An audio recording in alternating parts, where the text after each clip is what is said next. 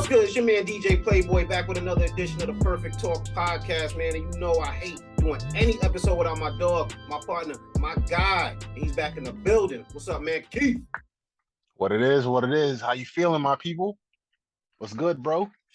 Can't complain, man. Can't complain. Weekend vibes, chilling. Happy to be here recording the podcast. You know how I go.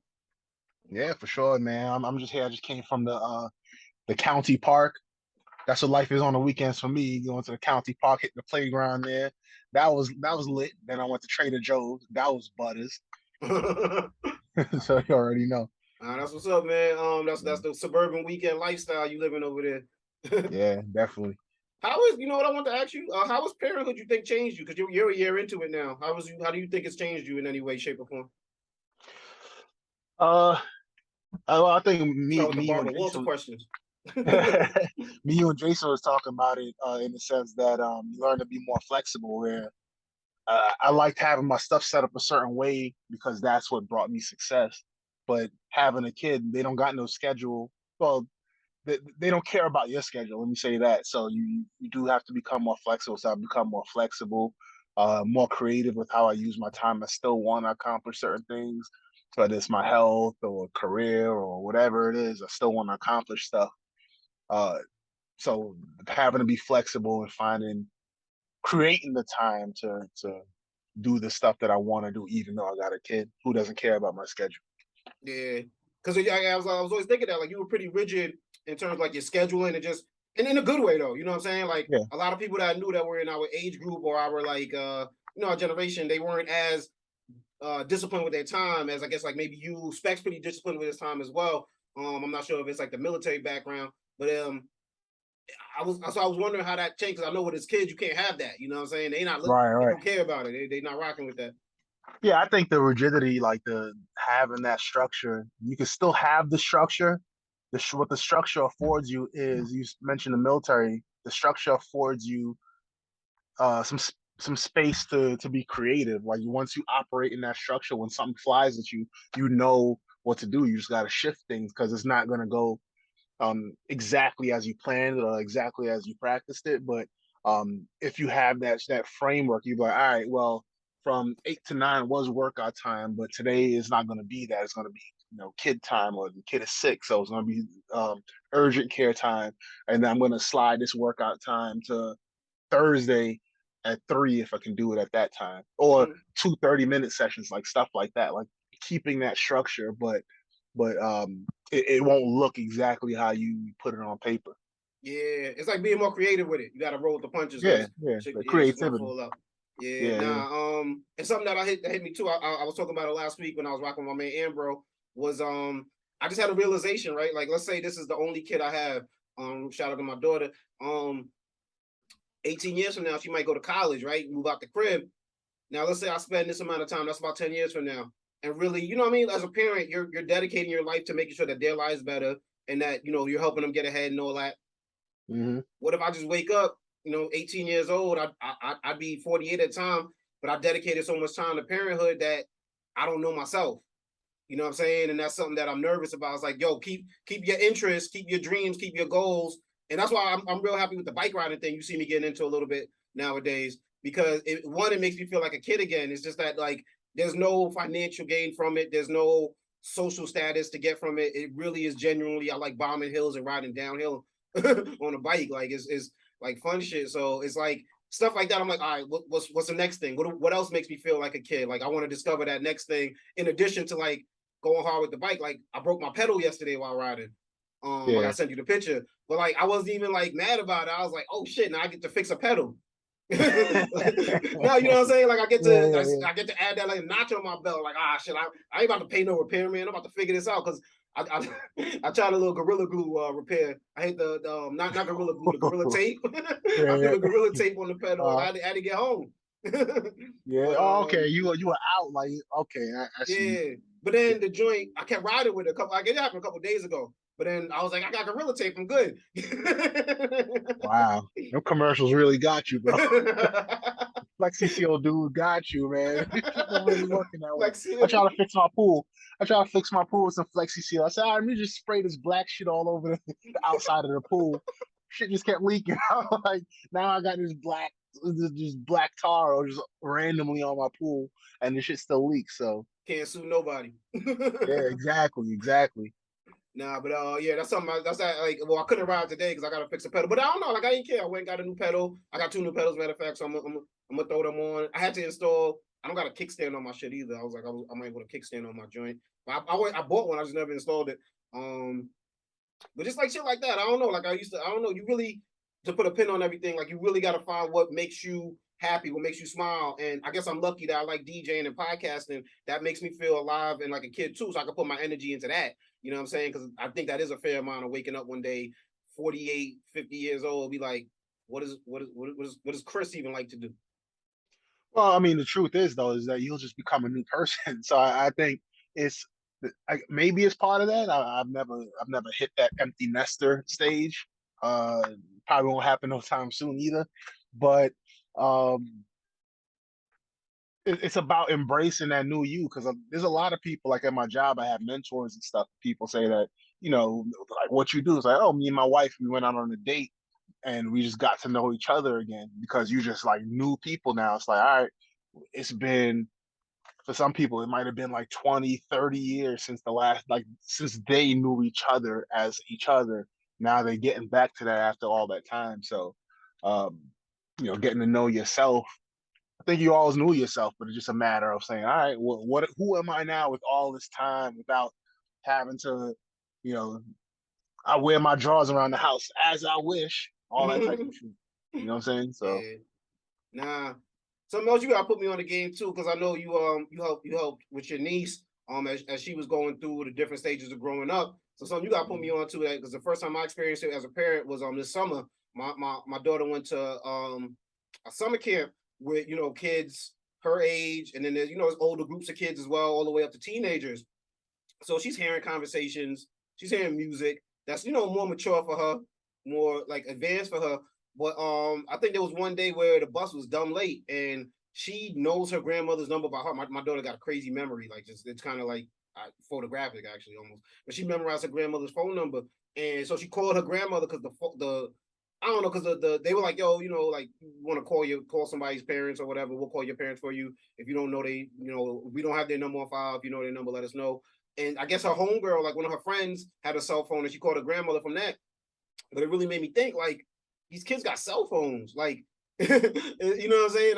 I know what I can see on a cell phone. It's like, so you imagine like what kids can see, and it's like, how do I even go into that? It's like it's not even like I could be like, well, I don't want her to have a phone because it's like it's more of a realization to realize I got no less control of the situation than I ever could have thought I had. Because it's like as much as I can keep her away from it, it's like her friends are gonna have these things, other kids. She goes to what I mean, an after school program with older kids. It's I won't say it's like hood in a bad way, but it's not suburban. There are, what I'm saying? It's in the inner city, so it's like there are certain things she's gonna be exposed to. And it's like how you deal with that, bro? Like how do you approach it? Give up? yeah, give up, bro. There ain't no hope for you, bro. It is what it is. Nah, well, firstly, them phone. Well, y'all got your own values. You have your values in your home. I don't know whether or not your daughter got a phone now, but uh, if right Tablet. She got tablet. now she got a tablet, Yeah. like she takes to school and stuff. No. She don't take it to school. Oh, okay. Yeah, I mean, reinforce your values like this. Phone. Yeah, your friends got phones. You don't got a phone right now. It is what it is.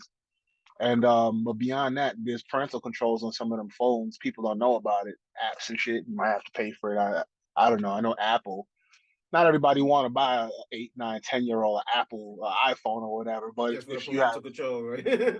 iOS, yeah, it's pretty. It's actually pretty dope because you have the what's it called, like screen time and like the different parental controls on what they could access, all that type of stuff. Mm.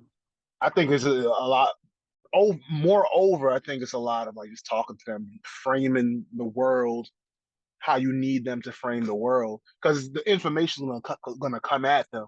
You know what I'm saying? Mm-hmm. Especially, you know, your daughter's experience and stuff. And honestly, the only way to not expose her to some of that information is to not expose her to that stuff. And that's fine for a lot of parents. I don't know. Does it sound like it's fine for you? I don't want to put words in your mouth. No, well, you can like I've heard people say that they homeschool their kids because their kids are leaving for 8 days, and their kid not 8 days, excuse me, 8 hours out the day, and that those 8 hours they're susceptible to the influence of someone else. Right. And their values and stuff like that. So I'm not on the level of extremist homeschooling. And I just know I grew up in, we grew up in Brooklyn. I knew what I knew by third grade. I knew what I knew by fourth grade. I knew, what I'm saying, what I acted on. So I'm not going to say and act naive. And, like, even with TV shows that'll come on, it'll be on Disney Channel, so you think it's cool. But then you got to realize, like, all right, well, it's made for preteens. So it's going to have themes of dating, crushes on boys, things like that, which isn't the end of the world. It's more so it's that, well, my concern is, like, the music that she's exposed to. Like, she's like on the bus, they listen to the Breakfast Club on the way to camp. I'm like, what the hell? I'm like, I don't even listen to Breakfast Club with you in the car. Like, what are you talking about? It's hilarious though, because I was hooked on Hot 97. At that age, right? Yeah. You say 8? Mm-hmm. Yeah, man. I was hooked. I couldn't listen to it, and no one had any problems with it. Yeah, no, it is what it is. Exactly. And that's what I think too is gonna come down to communication. It's like, I guess before I was a parent, I thought I could kind of autopilot it. Like, give them a roof over their head, give them clothes, give them something. But you really gonna have to sit down and have these conversations and let your kid know what they are going to be exposed to, how you expect them to handle themselves in these situations. You know what I mean? How you expect them to move, and then I guess like even the stuff that you can't prepare them for. Just the expectation that you have of them, and this the expectation I guess they should have for themselves: the self-respect, the ability to make their own decisions, not follow the crowd. Like my mom, I used to hear it all the time: be a leader, not a follower. To the point I make fun of it, but it was like, yeah, it's true, because a lot of niggas are sitting in jail for being followers. You know what I mean? Right now, and you know what I mean. And then on the flip side of it, a lot of people followed the right people and was able to find success in their life. So it's really just the crowd you keep yourself around. Yeah, I mean, to be fair, a lot of leaders is in prison too. That's true. That's what I'm saying. They done started some organizations. But yeah, I feel I think talking about eventually going to have to talk about the world. Some people wait till their kid's an adult even, but probably preferably at some point well before she leaves the crib. If it's at 18.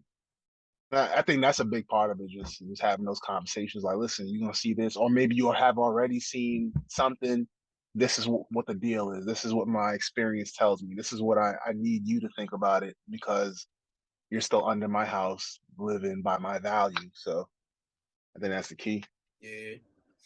Man, I don't know if you caught. I was watching the UFC last night. I was up late watching that Usman versus Edwards. That was a good little fight, man. Little 5th round knockout. That shit got crazy last night. But it was funny because I haven't watched UFC in the crib in a minute, and I think it's just funny when you got that energy of sports. Like it's basketball's not season, football's not season, and like my girl's chilling. She's not interested in it at all. But I think just the sound of like a grown man just having that WWF energy in the in the crib, 11 o'clock at night, 12 o'clock at night, like, oh, like, you know what I'm saying? It's a great energy to have in the house. It was a great UFC like night too. Yeah. I mean, sometimes that energy could, make your lady go, yeah, it sounds like something too fun is going on in there. I'm like, shut this shit down. They can enjoy themselves too much. I too much merriment and just elation in there. Let's see what the hell's going on. Now, but I love that about UFC though. Like, I guess sports in general, man. Just how they could just bring that out of you. Like literally, the fight last night was homeboy was losing. He was doing all right the first round, and by the 4th, 5th round, he was counting him out. He was like, yo, it's just a matter of time. These minutes gonna run out. He got a good kick to the head on Usman, knocked him out. Knocked him out. Like, yo, UFC, I would say the dope thing about them from a business standpoint is that you do not get highlights from them in the probably 48 hours out from when the event happened. So like all I saw was an Instagram post of Usman on the floor, just like that. You know what I'm saying? Just days looking like he on vacation or something, but he just got knocked the fuck. Well, I don't know. I just see him laying there, so I don't know what happened. But I depended on you to give me the blow by blow. Yeah, it was fire, man. It was shout out to Edwards. Nice little underdog story. They said some dude bet like 40 grand right before the fight too. I think he walked away with 160 on that. So crazy. Smart with your money out there, man. But yo, I know we strapped for time, Keith. So we got to get into what we get into. My favorite segment, man. Have you heard? I hear headlines. I bring them to the table, and I ask my dog Keith if he's heard.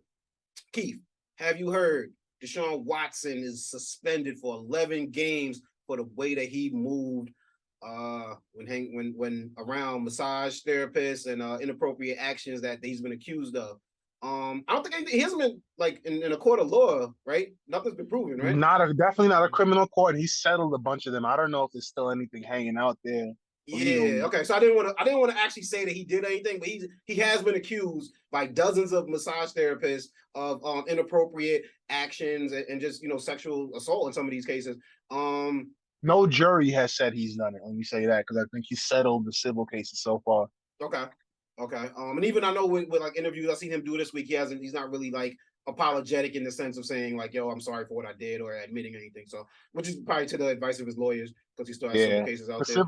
Civil cases is different. They were like, yeah, you see, he apologized. That means he, give it up. But one, have you heard? And I guess how you feel like to answer that, like I'm a father of a daughter, and I would be pissed the fuck off. I don't care how skilled you are at any sport that you're coming back to a league where you're making millions of dollars after being accused by dozens of women of the same thing, of predatory behavior.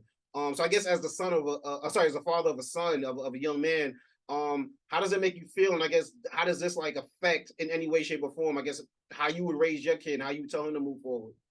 I think things like this really make you say, I have a spiel to give my son. Like it has to be edited. I'm sure that if you could imagine almost like in the man's library, if there were one to exist, it would have the speech you give to your son about his sexual conduct. I'm sure in 1950 it went one way. I know in about late 90s when I was getting it, the joint was a lot about, you seen Tupac and Mike Tyson, right? Mm-hmm. You watch your friends. Now it's going to be a little bit different. Like, listen, this is how you treat a person. This is how not to treat them. This is, no means no, yes means yes. If they're incapacitated, all these different things, just from things that I've seen personally, but then also things like Deshaun Watson and some of these other cats. I don't want to mention names because I don't want to put Deshaun Watson put him in any particular stratosphere as anyone else. But it makes you learn a lot. Like, yo, this dude, in a weird way, like as a man and having spoke to a lot of men, like I know dudes like Deshaun Watson, meaning that I could see how he got into that situation because I've heard stories similar to that, not necessarily with expensive massage therapists, but dudes who thought that was like, yo, I'm the man for whatever. He's a football player, and I hired this person, and it's a massage therapist. Of course, like there's no problem me conducting myself in a certain way, but there could even be cultural, right? Peyton Manning, Antonio Brown got in trouble with the same thing. Right. Exactly. So it could be a cultural thing with just within the sports, professional football, maybe even on the college level, which is when I think Peyton got in trouble for it. But it's just, it really is. It sucks for these young ladies that are put in these positions. Like, I always think that when I look at these sidelines, especially more so on the college sidelines, and you see like this cute girl handing out waters, and I'm like, I wonder what she has to hear, or I wonder what she has to like deal with, or I wonder, you know what I'm saying, or are they just like, yo, we can't even look at this girl because we look at her the wrong way, I might lose my scholarship. You know what I mean? I always wonder about that dynamic and how it goes down. Well, you remember when I don't know if Deion Sanders necessarily told you about stuff like this, but when he brought in Brittany Renner, yeah, and like kind of gave them a talk like, yo, this is how you have to move. Like this is the stuff that this talk is for you young men who's the cream of the crop of the campus, like you're ball players, and yeah, man, the Deshaun shit is crazy, man. There's a lot of chicks. Yeah. 20, what's the number at 23? Anything past 2 is a little wild. Like, could you imagine, like, if what's the wildest thing someone could say about? I mean, I like what, you're burning or something like that, or you got a small dick or something. You know what I'm saying? Now, if one person says it, you can deny it. Two people say it, you might have to come up with a strategy about both of them. Like, yeah, I know some dirt about these chicks, but 3, and they don't know each other. 2 is almost insurmountable. Like, you have to be nice with it to get past 2. Word up. Accusations of anything that where the same pattern is followed. Like, if they're like, oh, Keith, what he does is that he comes to your house and just snatches your plantain chips and bounces, and then somebody else says, yeah, this dude came to our house and snatched up some plantain chips. Was his name Keith? Yeah. I'm like, yo, damn, man, they know me Yo, as he's the sitting there like, yo, plantain they chip telling bandit. my whole strategy, son. Yeah. Yo, this joint oh man, this is a man. But we gonna keep it moving, man. You just mentioned Brittany Renner. From one Brittany to another brings us to our next story, man. Another Brittany, not the one you expecting though. Brittany Spears is actually in the news this time. She is beefing with her ex-husband Kevin Federline, and they doing a back and forth thing, trying to make each other look bad in the media. It's real corny. But she wanted to come out. Basically, Kevin was like, yo, the boys don't want to chill with her. She's half naked on Instagram all the time. That's embarrassing. They got to deal with it in school. And her comeback to that was like, yo, this kids is acting ungrateful, da da da da da. Actually, let me read you the exact tweet because it's kind of funny the way she did it. But she goes basically, like these kids is they acting a little ungrateful. But if we really want to break it down, Kevin Federline raised those boys with more weed in the house than Ludacris, 50 Cent, Jay-Z, and Puff Daddy combined. It sounds like you have somebody write that for. But she's catching backlash, right? Because one, I don't think any of those artists, maybe Ludacris, are known for smoking weed. And then two, they're all black artists. Like 50 Cent, I don't believe smokes weed at all. Jay-Z doesn't publicly smoke weed. Puff Daddy's not known for smoking weed. She went for like the 4 most famous black people she knew. Yeah. And then like it was like, yo, they must be using drugs. But shout outs to Kevin Federline because like she tricked into that. Like he didn't even have to give a response. Like it was like judo, or like he used somebody's body weight against them to pull them down or some shit. Like that's exactly what happened. He's like, the best thing you've ever said to me when I was going through my go-through with my kid's mom was, you was like, yo, it's like mental jujitsu. It's like it's like she's using you against you. Yeah, bro. Yeah, man. That's what happened to Kevin Federline. He didn't even care. He probably didn't even say nothing. He said, all right, you see, I've seen it. She said it. She said it. 4 black dudes that don't smoke weed. They didn't even say Snoop, which was an easy one. Wiz Khalifa. Yeah. Willie Nelson. I just keep, you know what I mean? Like, come on.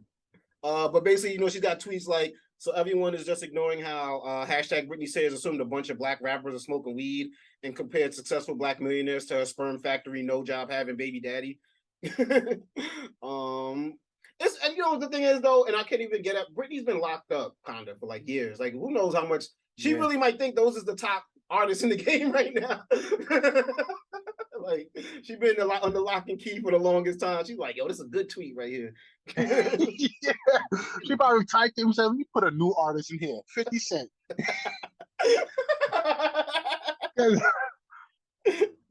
Yo, man, her situation's messed up, but man, that's a messed up thing to write. Yeah. We wish Brittany the best, man, and just stay off of Twitter or social media. You should have a challenge. Like if you were to, like if Twitter were out in 1996, you should just tweet shit like as if we were in 1996 with those sensibilities. Never work anywhere again. Britney's just locked in the 90s. I didn't even think about it. You're right. She definitely is. Keith, have you heard Swizz Beatz and Timbaland sued Trilla for $28 million over Verzuz rap battle deal? In January 2022, Trilla failed to make large payments to Swizz and Timbaland, but then the company agreed in a settlement that required Trilla to pay $18 million, $9 million each to Swizz and Timbaland by March 2020, and $1 million per month for the following 10 months. Trilla has not made any of those payments, and Swizz Beatz and Timbaland have taken them to court. Is Verzuz even a thing anymore? It's enough of a thing, but I feel as if like a lot of comedy, too much comedy is coming from it. I suspect that if they do continue with Verzuz, that they're gonna have to start vetting these dudes because coming out of the pandemic, they're going after volume, and they're losing that quality because you see all the memes that came out of the Omarion joint, the Omarion, Ray J, Bobby Valentino was there, something like that. Yeah. Which I heard they all starting a group now too. But like, no, it's weird. Well, I heard they pay the artists now, which you would think would incentivize more people to do it, but I think a lot of people aren't incentivized to do it. Like, no one wants to catch. It's like this. It's like boxing. It's like UFC is cool because you gotta fight, right? Like you gotta you got to show up and will do what they tell you to do. But boxing, you can turn some shit down because you don't want to get embarrassed. You can wait till a nigga sucks to try to fight him, and I think that's what rappers are looking at. Like, I don't want to, I don't want, no, like, I like Dipset, but they didn't look the best in that battle with the locks. You know what I'm saying? So it's like you could come out of it looking a little crazy, and I think a lot of people are afraid of that. Yeah, man. Diddy, I think Diddy's supposed to do one with Jermaine Dupri, but it's like it's just. I've heard about that for like a long time. Yeah, they've been trying to get it together, and even Diddy said it like, I don't want to do it as a versus, and he tried to use the excuse like because Swizz and Tim are beefing with Trilla right now. He's like, we need to do it as a celebration. I was like, that sound like a cop out. Listen, I feel it, man. It's like how Eddie Murphy doesn't want to do the stand up until it's right. Like if you hear about Jermaine Dupri and P Diddy, and you were born before 1989, you're like, yo, that shit is gonna be crazy. But if it ain't crazy, if it's somebody has a technical issue like Babyface or some shit, then it's like, oh, yeah, yeah. One thing I learned about myself this week is I don't get excited for a lot of things. I hate the feeling of disappointment. Yeah. Like I literally don't get happy about shit until it's already happened, until I'm in the middle of it, though it's already going on. Yeah. Yeah, Keith, I know we strapped for time and you got a roll, but where can my people find you at on social media, brother? Instagram, me and my _35. Got you. Tell your people they can find me on Instagram at PLICCAPEEZY, PLICCAPEEZY. You can also find me on Twitter at DJPLAYBOY. Yo, funny quick story about Twitter. I just realized there's a little thing in there that say likes. I was looking at somebody's page and I was like, I hit the button that say likes, and it was showing me a bunch of shit they liked, and I was like, does that shit do that for my page too? I had to like go back, scrub my shit. Yo, that's that Instagram joint when they came out with the feature that nobody can see your likes. So I can't remember how it works exactly. I probably misunderstood how it really worked, but the dudes is like, what? Oh man, I'm liking everything now. There's a lot of dudes who was wiped up. I was like, couldn't like anything. Exactly. But yo, man, also find us on Instagram at Perfect Talk Radio, right there on Insta. Follow the website www.perfecttalkpodcast for every episode of the Perfect Talk Podcast, my radio show, The Night Shift, and also the radio show I do with my brother, Money Talks Radio. Every episode of Perfect Talk available on Apple Podcasts, Google Podcasts, SoundCloud, iHeartRadio, wherever your podcasts are available. Keith, I ain't gonna hold you up, man. I see you gotta run, but yo, say goodbye to the people, man, and thank you for giving us some time today, brother. Peace. We up out of here, y'all.